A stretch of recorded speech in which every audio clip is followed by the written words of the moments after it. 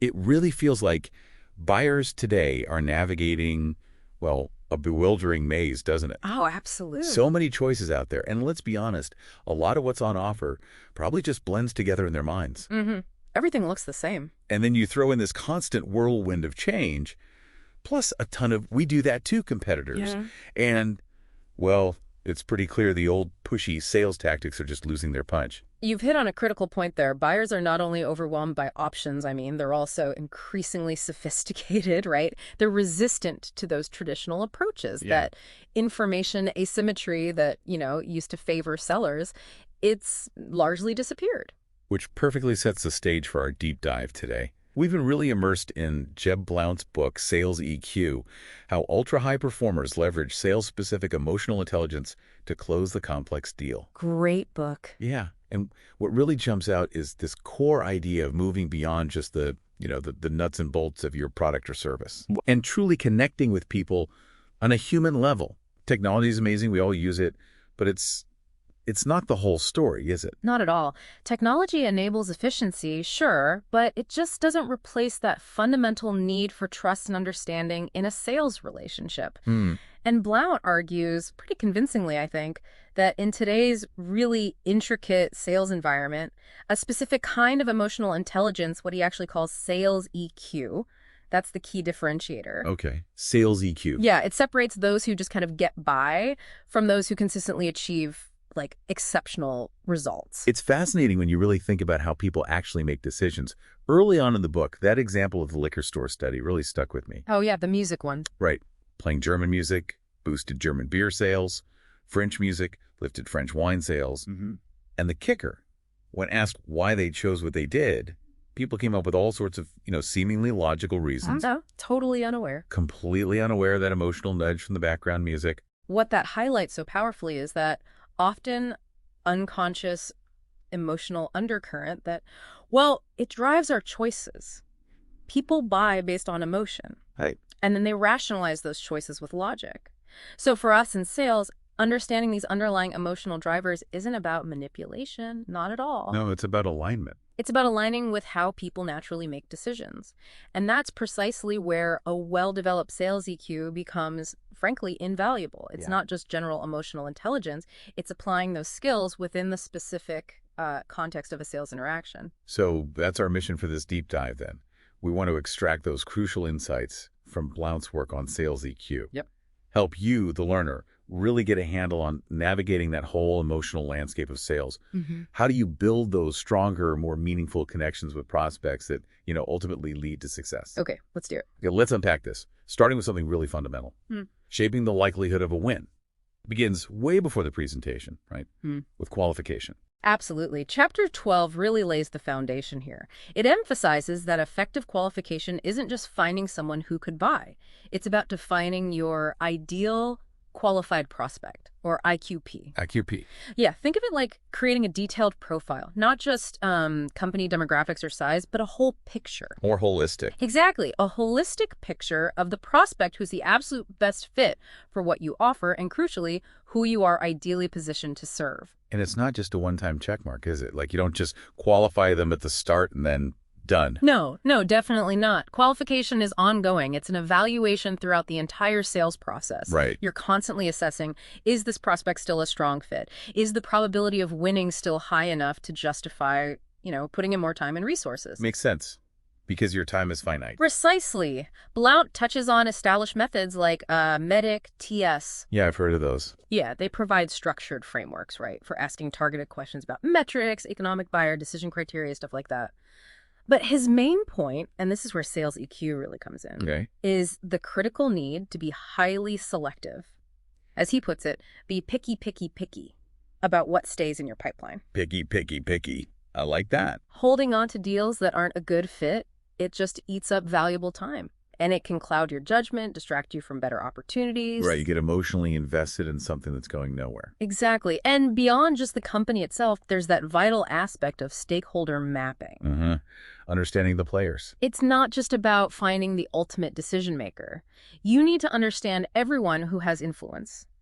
And that includes identifying your coaches. Coaches, you mean internal allies? Yeah, those folks inside who can give you valuable insights, help you navigate the internal politics or terrain. Okay, that's key. And what's fascinating here is the link Blount makes between stakeholder qualification and sales EQ. Well, traditional qualification often focuses on rational stuff like budget and authority, right? Sure. But ultra high performers, they also intuitively gauge and they actively test a stakeholder's emotional engagement. Ah, okay. So are they actually invested? Do they seem genuinely enthusiastic? Precisely. That emotional dimension is a crucial leading indicator. It tells you if a deal is really likely to close, maybe more than just the budget does sometimes. And it's a two-way street, this idea of fit, isn't it? Absolutely. It's not just whether the buyer is a good match for your product, but also are they a good match for you, for your company's way of working? Right. Pursuing deals that aren't a good fit, it just creates headaches later on. Unhappy customers, unrealistic expectations. Yeah, it drains resources and hurts your reputation. Kurt Long's experience really brings this home. He found that engagement was actually the most significant qualifier for him. Engagement itself. Yeah, it wasn't just about a prospect meeting logical criteria on paper. It was about their willingness to actively participate, to put in effort that mirrored his own. So if the prospect wasn't engaged, wasn't reciprocating. The deal was unlikely to progress. Didn't matter how perfect they seemed superficially. Okay, so you've identified a prospect, they align with your IQP, you're connecting with the stakeholders. Chapter 13 then digs into engagement itself and using micro-commitments. Right, because engagement isn't static, it's dynamic. You have to constantly test it, cultivate it. Okay. Blount outlines 3 main reasons for actively testing engagement. First, it gives you an objective reality check. Is this deal really moving forward, or am I just being optimistic?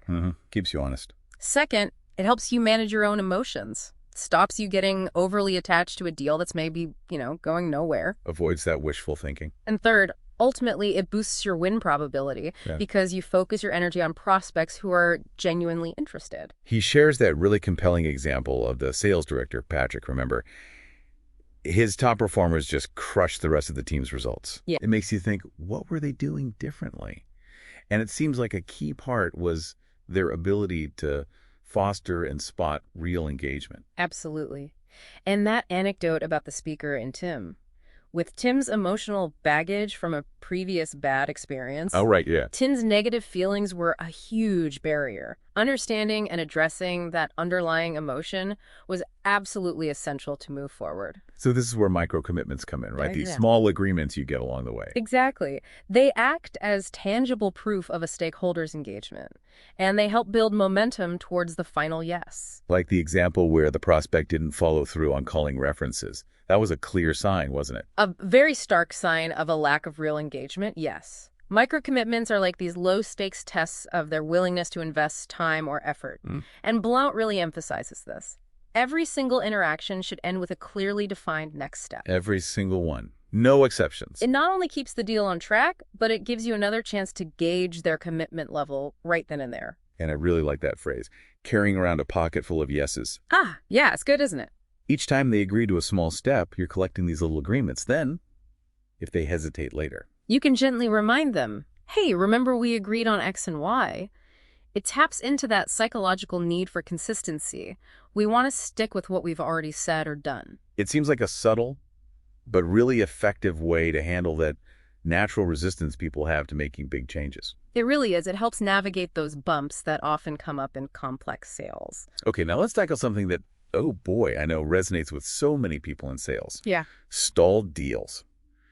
Chapter 14 hits this head on. Yeah, stalled deals are a huge productivity killer, aren't they? They clog up pipelines, mess up forecasts. Tell me about it. And Blunt is pretty direct about the main reason. He says it's the failure to ask for and actually get clear next steps. And he puts a number on it, right? Like 90%. 90% or more, he claims. That's the reason deals get stuck. Failure to get that next step locked down. Wow.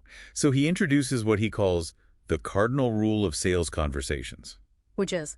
Always achieve your call objective. And that objective always includes defining and agreeing on the next step. It sounds almost too simple, doesn't it? But it's amazing how often it gets missed. Why do you think that is? Habit. Fear. Often it just boils down to a lack of consistent habits. developing a routine where asking for the next step is just automatic, like part of your muscle memory.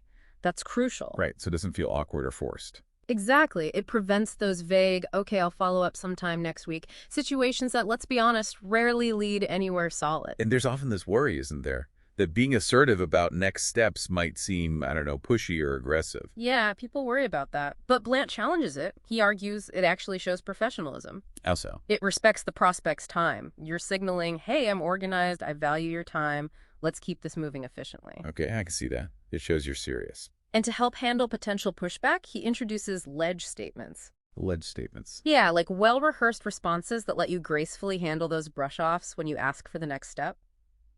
Can you give an example? Sure. Like if they say, I need to think about it, you might use something like, that makes perfect sense, and that's exactly why I asked about scheduling a brief follow-up next Tuesday. That way. Okay. Acknowledging but redirecting. Or, I understand. Many of my clients felt the same way initially before they saw how X could solve Y. Could we just... These statements help you stay calm and keep the conversation moving forward. And what about those more direct objections, like, I'm just too busy right now, Yep. or the classic, just email me a proposal? For those, he offers disrupt techniques, statements designed to kind of break their expected script. Okay, how does that work? So instead of arguing about how busy they are, you might acknowledge it directly. I can hear you're swamped right now. How about we schedule just 10 minutes for Tuesday at 2 p.m.? Specific time. Yep. Got it. Or for the email me a proposal brush off, instead of just agreeing, you might say something like, I can definitely send you information, but to make sure it's actually relevant to you, could we spend 15 minutes first just clarifying a couple of things? Right. Pushing back gently to ensure value. These techniques are all about shifting the dynamic, re-engaging them meaningfully, instead of just, letting them off the hook with a standard excuse. He's super clear on what not to do. Crystal clear. Avoid just checking in like the plague. Yeah. Worst phrase ever. It offers zero value. It doesn't move anything forward. It just signals you don't have anything useful to say. Okay, so you're qualifying effectively, you're nurturing engagement, consistently locking in next steps. Now let's zoom out a bit and talk about the overall sales process. That's chapter 15. Right. And Mike Weinberg's quote really sets the tone here. You should never allow someone else to dictate your sales process. Ooh, strong statement. Love that. This chapter really hammers home the importance of proactively owning your sales process, not just passively following whatever the buyer wants you to do. And that proactive approach starts way before the first call, doesn't it? Absolutely. Starts with thorough pre-call research, developing a clear strategy for each interaction, forming hypotheses you can actually test with your questions. Being intentional, prepared. Exactly. And what's really essential to grasp here is the difference between the prospect's buying process and their individual decision process. Okay, break that down. Buying process versus decision process. The buying process is often more formal, maybe linear, defined by the organization, like steps A, B, C for procurement. Right, the official hoops to jump through. But the decision process for each individual stakeholder involved, that's often way more emotional, nonlinear, highly individual, maybe even irrational sometimes. Okay. So the company has a process, but each person has their own journey inside that process. Precisely. So while the company might have a procurement checklist, each person on the committee has their own feelings, biases, personal criteria influencing their vote or their input. Which means you have to map that buying process by asking smart questions, really understanding how this organization typically makes these kinds of decisions. You got it. And the example of responding to an RFP late, that just perfectly illustrates the danger of not aligning early. Yeah, if you only show up when the formal RFP is out. Your competitors might have already been there for months. They've built relationships, maybe even subtly shaped the requirements in the RFP itself. You're already behind.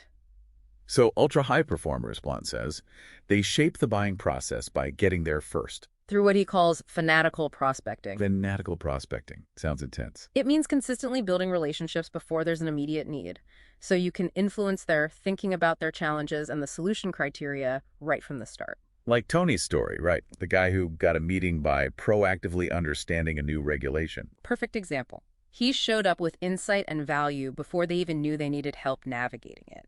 He positioned himself as a trusted advisor and basically created an opportunity. That's smart. Proactive value. And he highlights the danger of having a weak pipeline. Desperation sets in. Exactly. When you're feeling pressure to close any deal, you can easily become a buying process puppet. You're afraid to push back, afraid to qualify properly, afraid to lose anything, even a bad deal. Been there. Not fun. So the UHP's alternative when someone just says, send me a proposal, isn't just to send it. Right. What do they do instead? They ask for time first. Before I put together something generic, can we take 20 minutes so I can really understand your specific situation? That way I can tailor it properly. Asserting control, demonstrating commitment to their needs. Nice. It reasserts your process and shows you're focused on a real solution, not just firing off documents. Okay, let's shift gears slightly. Chapter 20 talks about stakeholder personas and adapting your style. This feels very EQ-driven. Totally. Blount identifies 4 main stakeholder personas: the director, the analyzer, the socializer, energizer, and the consensus builder. Director, analyzer, socializer, consensus builder. Okay, and he even links them to DISC styles, which some listeners might know, to help recognize these different approaches to communication and making decisions. And the big takeaway is what? One size fits all doesn't work. Not even close. To build real rapport and leverage that similarity bias, we tend to like people who seem like us. You have to consciously adapt your communication style. Flex it to match theirs. Okay, so give me the quick version. How do you flex for each? All right, directors. Be direct, focus on results, bottom line. Get to the point. No fluff. Analyzers. Bring data, logic details, be prepared for probing questions, give them time to process. Got it. Socializers, energizers. Be enthusiastic, build rapport, listen actively, show interest in them personally, let them talk. Okay. And consensus builders. Patience is key. Build trust over time. Show how your solution benefits the whole group, minimize the perceived risk. Focus on harmony. Wow, that really highlights the need for self-awareness, doesn't it? Oh, absolutely. First step is knowing your own natural style. How do you usually communicate? Only then can you consciously choose to flex. Got to know yourself to adapt to others. Makes sense. It's foundational for being adaptable and ultimately more influential. Okay, moving to chapter 21. Blount introduces the Sales Call Agenda Framework. Sounds like a tool for keeping control and managing emotions. Exactly. It's a structured way to approach your calls, helps you stay focused, make sure you hit your goals. 4 steps. 4 steps. Lay them out. 1, greeting, simple enough. 2, state your call objective up front, clearly. Be explicit about why you're calling. 3, check your stakeholders' agenda. Make sure you're aligned. What do they want to cover? Okay, shows respect for their time too. And 4, frame the conversation. Set expectations for what you'll discuss and maybe what you won't discuss yet. Like, today I wanted to focus on understanding your current process, not jump into product details just yet. Something like that. Precisely. It avoids that premature pitching. And stating your objective right at the start seems basic, but it sets a clear direction. Everyone knows why they're there. Yeah, avoids that awkward, so, what did you want to talk about? Dance. And checking their agenda is critical. Shows you're not just there to monologue, you care about their priorities. Right. Collaborative framing. He also touches on emotional contagion here. Yeah. Your mood affecting theirs. Right. If you come in calm, confident, prepared, that can help put them at ease too. Your own emotional state influences the whole interaction. Bring good vibes, basically. It's a potent reminder. Your own emotional regulation really impacts the conversation's climate. Okay, now let's hit something that seems incredibly basic, but chapter 22 says it's a huge issue. Actually listening. The chapter asks, do you listen to me? And Blount is blunt here. He says the #1 complaint stakeholders have about salespeople is... You don't listen. They don't listen. And he explains why it's hard. It takes real empathy, intense focus, and managing your own ego, that urge to just jump in and talk. So true. We're often just waiting for our turn to speak, formulating our response instead of truly hearing them. Exactly. But Blount emphasizes it's well-asked questions that control the flow, not just talking at someone. Questions guide, talking follows. And when you ask thoughtful, open-ended questions, it makes the stakeholder feel heard, feel valued. And that builds trust, right? They open up more. They share deeper insights, their real needs, their underlying worries.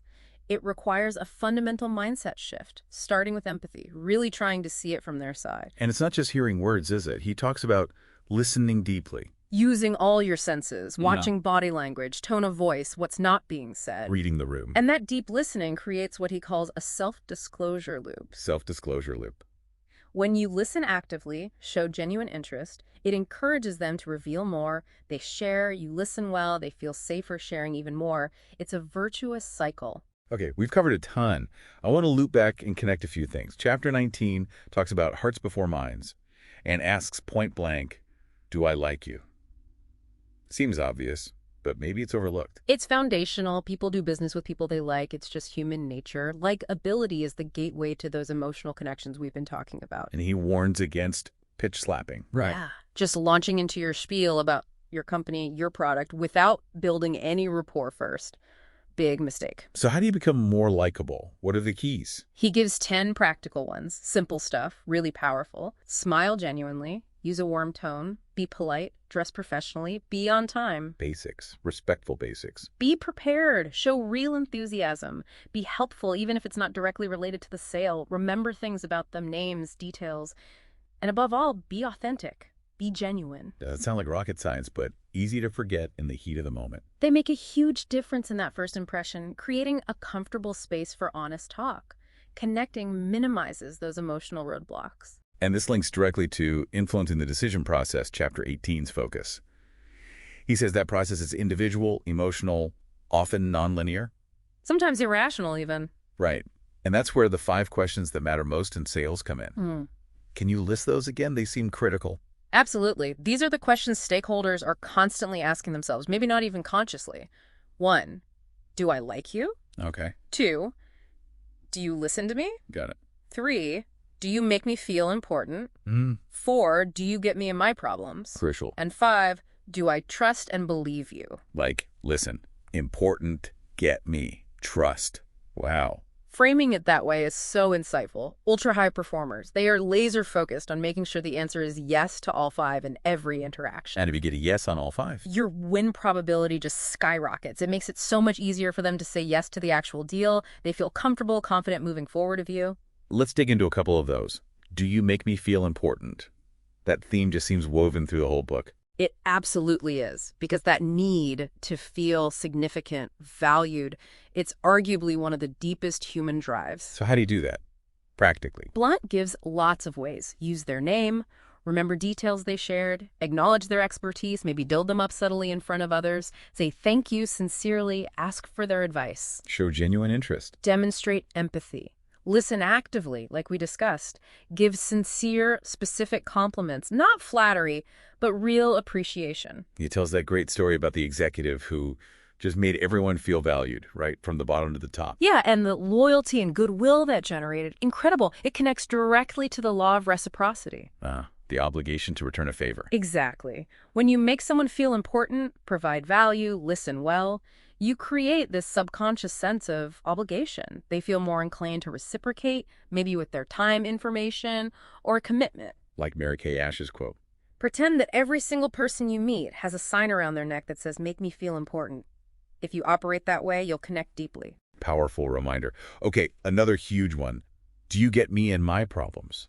Understanding their world. This is absolutely critical. People buy for their reasons, not yours. You have to get inside their head, understand their unique perspective, their specific challenges. Speak their language. Yes. Understand their jargon, their processes, their emotional hot buttons. Show you're part of their in-group, that you truly understand their world. Think about Art Valley's experience at Penske. Remind me. Their focus was just relentless on understanding the prospects' operational issues, making them feel truly cared for, understood. That was their edge. And it's about making your message stick, right? Yeah. Relevant, compelling, memorable. He touches on the availability heuristic. We remember what's easy to recall. So if you speak their language, address their specific pains directly, your message becomes more available, more memorable. Use the so what test. Always. Why should they care about what you're saying? And that 3-step bridging framework is golden for this. Problem, recommendation, future state. Exactly. Articulate their problem, your specific recommendation, and paint a clear picture of the positive future state they'll achieve. It connects the dots for them in their terms. Okay, final question. The bedrock. Do I trust and believe you? This underpins everything. It really does. Trust is the foundation. It's earned over time. Consistent behavior, reliability, keeping your word. And asking is key, right? Yeah. Asking for the commitment, overcoming that fear of rejection. Absolutely. Confidence matters here, too. Your body language, your tone, projecting assurance. And the no surprises principle. Yeah. Being upfront about potential challenges. Don't hide bumps in the road. Prepare them for them. Builds credibility. And when objections come up, Understand the fear underneath. Minimize that fear of change. And leverage those earlier micro-commitments, that pocket full of yeses, to bridge the gap, address that cognitive dissonance. trust takes time. Consistency. And vulnerability, paradoxically. Being real. And it all comes back to Maya Angelou's quote, doesn't it? People will never forget how you made them feel. Exactly. It beautifully ties together this whole theme of emotional connection being the lasting impact. So if we boil down this whole deep dive into sales EQ, the core takeaway really is, well, it's that EQ, right? Your ability to manage your own emotions, understand others. Yeah. That's the secret sauce. It's the secret ingredient, absolutely, for navigating complex sales today. Yeah. Recognizing that human connection, that feeling, is what truly drives decisions and builds those lasting relationships. It's way beyond just features and benefits. Far beyond. And it's worth reflecting, maybe for everyone listening. Think about those 5 questions. Do I like you? Do you listen? Do you make me feel important? Do you get me on my problems? Do I trust you? Yeah. Which of those areas might you, the learner, need to consciously focus on more in your own interactions? Where's your growth edge? That's a great point for reflection. And it leads us to a final thought for you, our listener. In a world that's just getting more and more automated, more tech-driven, how can consciously, strategically focusing on nurturing those genuine human-to-human connections, how can that give you an almost insurmountable competitive advantage in whatever field you're in? It's a big question, something to really chew on. Definitely something to explore further.